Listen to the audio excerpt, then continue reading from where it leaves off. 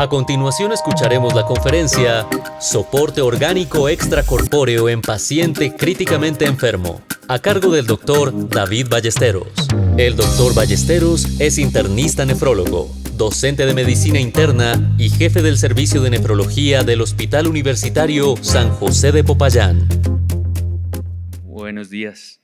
Bueno, es un reto hablar después del profesor Claudio Ronco, pero igual daré mi mejor esfuerzo. Es la sexta edición de este congreso que inició en Popayán, mientras proyectan las diapositivas, y nació como una necesidad en la región de iniciar todo el soporte extracorpóreo.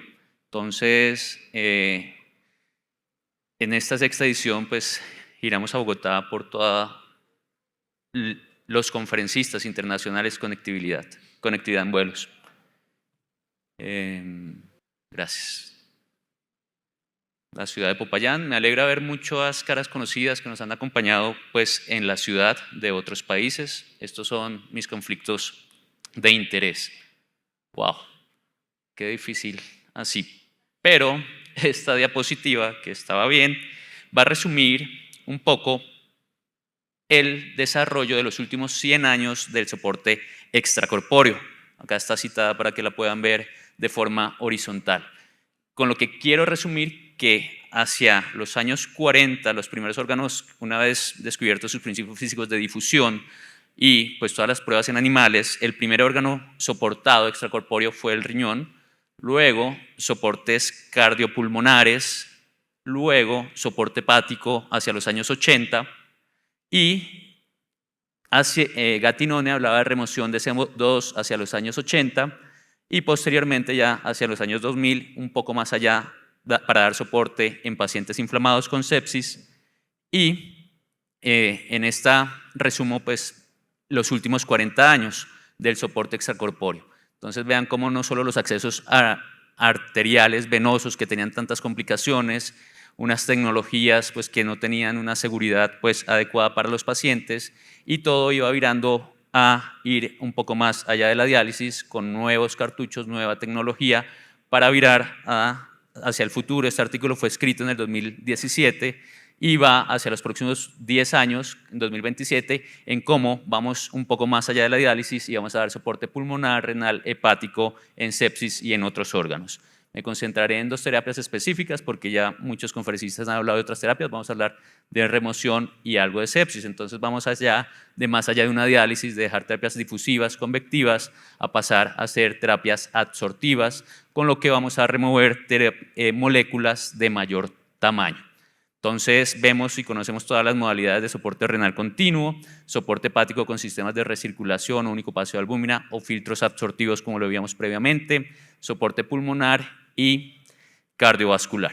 Y esto nace de una necesidad, dar ese soporte multiorgánico, porque un paciente no nos llega solo con neumonía grave a cuidado intensivo, o solo llega con disfunción hepática, o solo llega infartado, sino existe este crosstalk o diafonía entre órganos y cómo comienza a fallar un órgano e inmediatamente tenemos el síndrome hepatorenal, cardiorrenal,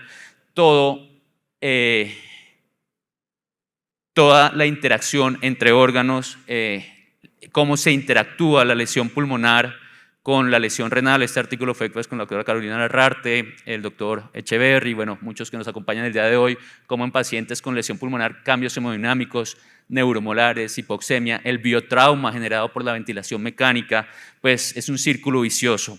Entonces cae la filtración glomerular, alteraciones hidroelectrolíticas, sobrecarga hídrica, inflamación, congestión pulmonar, disfunción multiorgánica. Entonces, este caso clínico, no sé si suena un poco extremo, pero muchos hemos estado enfrentados a estos casos, 51 años, neumonía, SDRA, con un trastorno de oxigenación severo, disfunción renal, hepática, con un alto soporte vasopresor, logrando presiones medias muy limítrofes, muy taquicárdico. Entonces vemos cómo están afectados muchos órganos.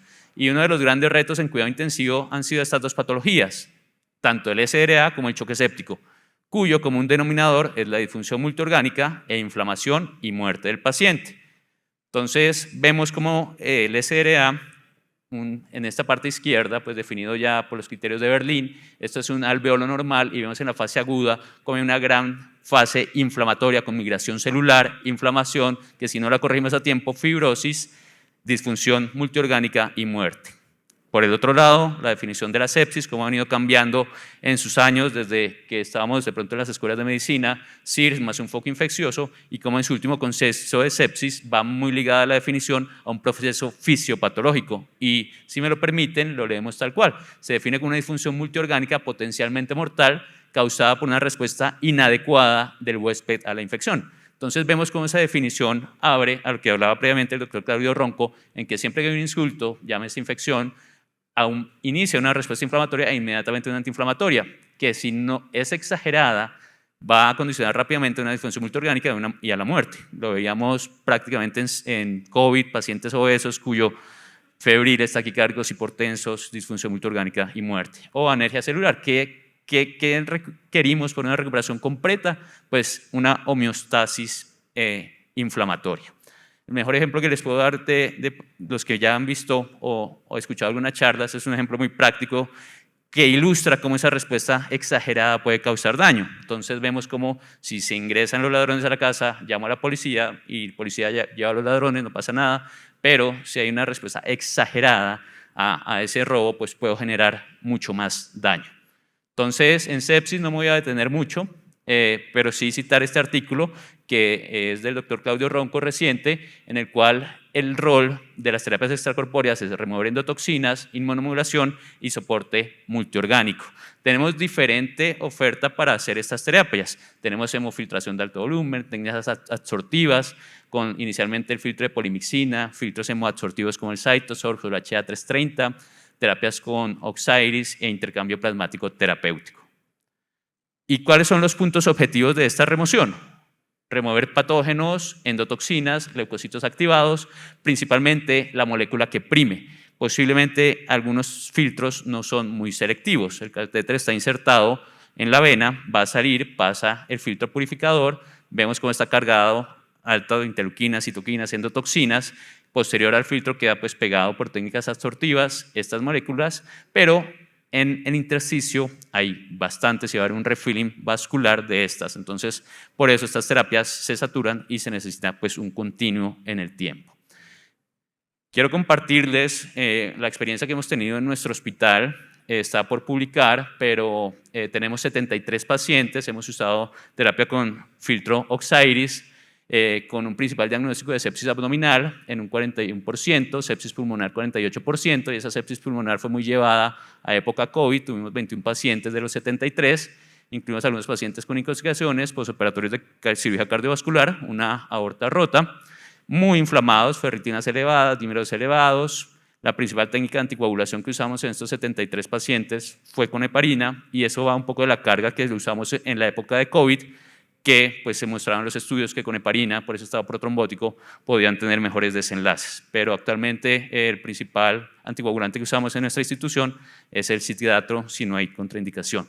¿Y qué vemos en los estudios? Y quiero mostrarles pues lo que estamos haciendo nosotros, porque muchas veces cuando hacemos búsquedas de estudios hemoabsortivos encontramos poblaciones europeas, asiáticas, estadounidenses. Entonces, no me voy a detener mostrando la evidencia, sino quiero mostrar lo que tenemos al momento. Y va muy de la mano, incluimos pues, pacientes afros, pacientes indígenas, mestizos, pero va muy de la mano con lo que encuentran casi todos los estudios. Vean los desenlaces en cuanto a reducción de soporte vasopresor, principalmente noradrenalina y vasopresina. En 10 pacientes hemos logrado medir, pues, de la mano con la Universidad del Cauca, por citometría de flujo, interleuquinas inflamatorias y antiinflamatorias en pacientes con choque séptico. Y pues usamos filtros Oxiris, lo cambiamos cada 24 horas dependiendo de la evolución de ese paciente.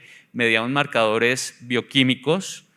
Saben que hace terapias difusivas, convectivas, pues el medio interno, un creatinina, pues va a mejorar. Variables inflamatorias, PCR, leucocitosis, ferritina y parámetros de interleuquinas. ¿Y qué encontramos? Pues estamos en análisis, si bien creo que en la mañana discutíamos cuándo iniciar o cuándo retirar un soporte extracorpóreo en lesión renal aguda.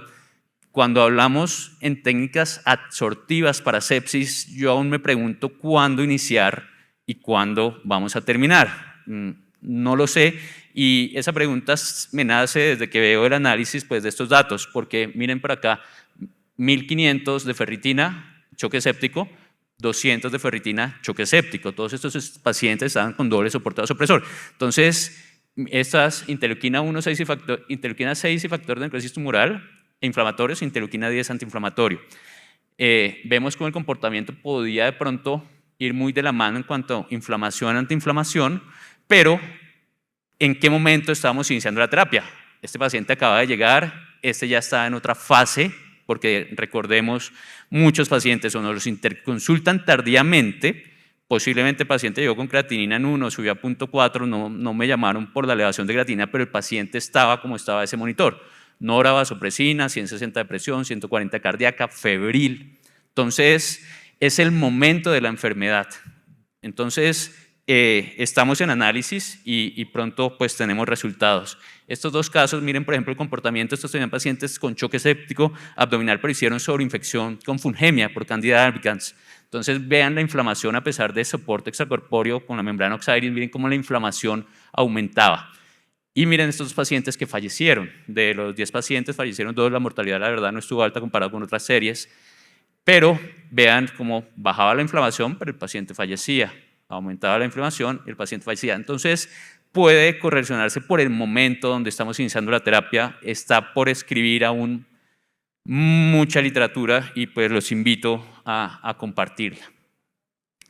Posiblemente la editorial de Lancet, de la que participa el doctor Claudio, se abre una posibilidad para terapias hematortivas con diferentes tecnologías en ciertos escenarios, choque séptico, siempre y cuando pues, el gap entre inflamación y antiinflamación sea amplio, quemaduras, rhabdomiólisis, entre otros, o el shock endotóxico.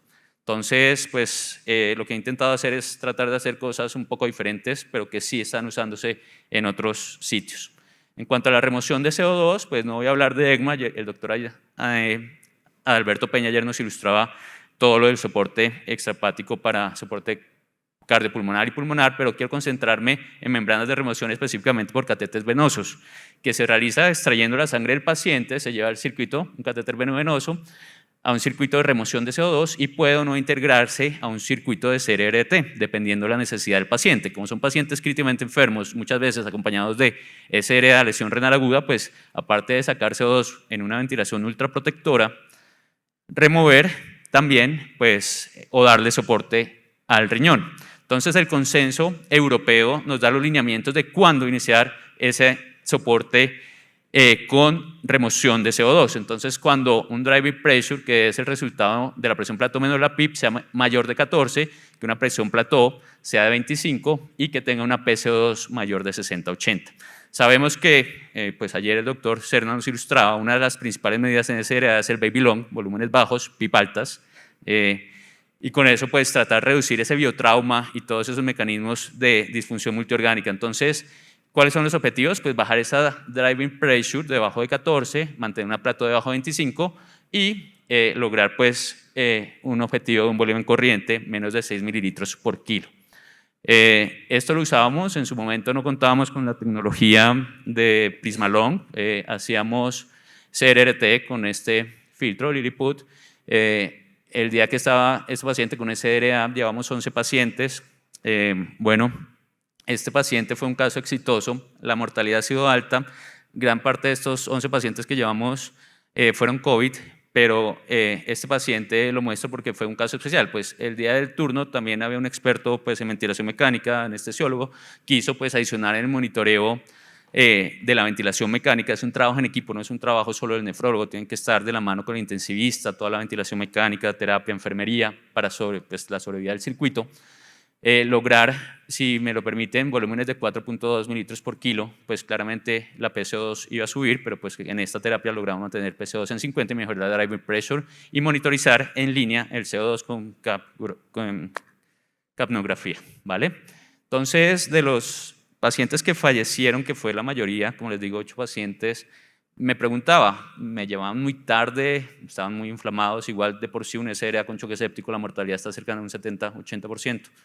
Pero este caso fue especial porque me llamaron tan pronto, comenzaron a ver esa driving pressure hacia arriba y la presión plató. Entonces, iniciamos tempranamente, logramos un volumen total, miren, de 6.8 que estaba, lo logramos bajar a 4.3, los números no se ven muy bien, espero me crean. Miren la drive impression sobre 20, logramos bajarla, presión plató de 28, la bajamos a 18, y un PCO2, a este volumen corriente 4.5, 5 cc por kilo, logramos mantenerlo sobre 50. El paciente pues sobrevivió y me deja muchos interrogantes. Como les digo, esto es algo que está iniciando el soporte orgánico extracorpóreo, posiblemente algunos de sus centros ya lo estén usando, pero creo que falta mucho. Como les digo, aprendo analizando, pues recolectando los datos y analizando cuál es el mejor momento de iniciar. De por sí, bueno, si el filtro está hecho para remover CO2, hemos logrado remover CO2, pero igual no sé si el endpoint primario, mortalidad, sea lo que nos deba medir. Hay que ponerlo en costo-efectividad, hay que trabajar en equipo y pues seguir generando literatura que pueda dar respuesta a todas esas preguntas, como decía el doctor Claudio Ronco. Y como veíamos en las gráficas, hacia los años 80 se comenzaba a hacer CRRT con catéteres arteriovenosos, con filtros no muy biocompatibles, pero en la evolución, no sé, en 40 años, cómo vaya a ser, si estemos hablando todos hacia donde decía el artículo, en el 2027 vamos a dar soporte multiorgánico a muchos órganos, desde la nefrología a cuidado intensivo, o definitivamente no hay cambios en mortalidad. Cuanto al soporte hepático, el hígado tiene la capacidad de regenerarse después de una lesión, igual como todos somos, acá la gran mayoría de nefrólogos intensistas, vemos como el riñón, una creatinina en 1 choque séptico se sube a 3, 4, qué sé yo, lo soportamos, quitamos la noxa y el riñón recupera, puede tener una recuperación completa, irse con 1 de creatinina a la casa, una recuperación parcial, no bajar la creatinina a su nivel basal, pero de igual manera el hígado puede generar o puede comportarse de la misma manera del riñón. Entonces, el soporte hepático estaba supeditado muchas veces, cuando se revisa la literatura, a exclusivamente iniciarse cuando se hacía shunt a trasplante hepático. Entonces, en centros donde no tenemos trasplante hepático, ¿qué hacíamos con los pacientes que hacían una lesión hepática por infecciones virales, alcoholismo, tóxicos, entre otros, si no teníamos pues, un trasplante a la mano? Y vemos cómo en el tiempo, si se quita la noxa, puede haber pues, esa recuperación hepática, o si el paciente es cirrótico y se descompensa, podemos, al quitar la noxa, dar un poco de soporte hepático y tratar de darle la espera si se trasplanta o no, o qué pasa con ese paciente. Entonces, en ese orden de ideas se abre el campo y la idea de la charla es ir un poco más allá de la diálisis, difusión, convección, sino virar también hacia otros órganos. Hemos tenido la experiencia en una paciente de 22 años intoxicada con acetaminofén, 25 gramos de acetaminofén, la dosis tóxica es mayor a 10 gramos, hizo disfunción hepática grave, no podíamos sacarla, se inicia, pues se instauran todas las medidas, N-acetilcisteína, todo el soporte pues, que ya está bien descrito, pero con esas transaminasas de 15.000, bilirrubina elevada a tiempo un poco prolongado, pues no teníamos más opción que dar soporte hepático. Tenemos varios mecanismos, sistemas de recirculación, único paso de albúmina, intercambio plasmático terapéutico. Lo que usamos en su momento fue único paso de albúmina, pues con una recuperación de ese paciente. Aquí el día de hoy nos acompaña el doctor Alejandro Taveira, que es boliviano, y viramos un poco a CPFA y pues dejamos de usar filtros de pronto a usar cartuchos en donde se está evaluando quién remueve más toxinas hepáticas. Si lo hacemos por técnicas de filtro, recirculación, único paso, intercambio, CPFA, o comenzamos a virar a DP+, ya lo veíamos anteriormente, o filtros absortivos como el Saditosors, ¿vale?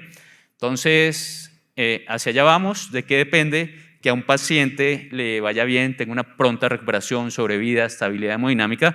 Pues del conjunto de las características propias del paciente, qué tan enfermo está, qué comorbilidades tiene. Es diferente enfrentar una enfermedad a los 25 años sano a los 70 diabético hipertenso, pues con múltiples comorbilidades. Va a depender del entorno, qué tanto enfermería, cuidado intensivo, nefrología, está trabajando en equipo. Estos eventos pues nutren ese entorno de conocer qué tecnología contamos, saberla usar, entrenarnos y pues entregar a la sociedad un paciente lo mejor posible.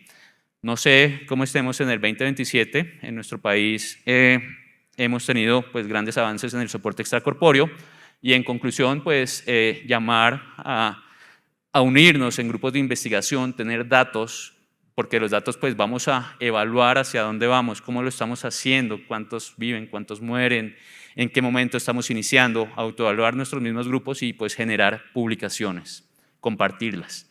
Esta disponibilidad de todo este tipo de terapias pues hace que la integración entre nefrólogos, intensivistas, pues lleguemos a una medicina de precisión y muy individualizada a la cabecera de nuestro paciente.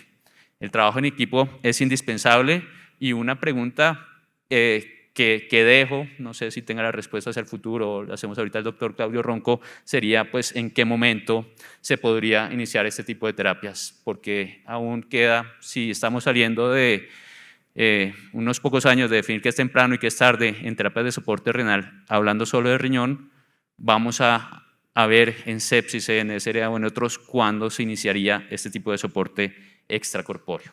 Bueno, muchas gracias.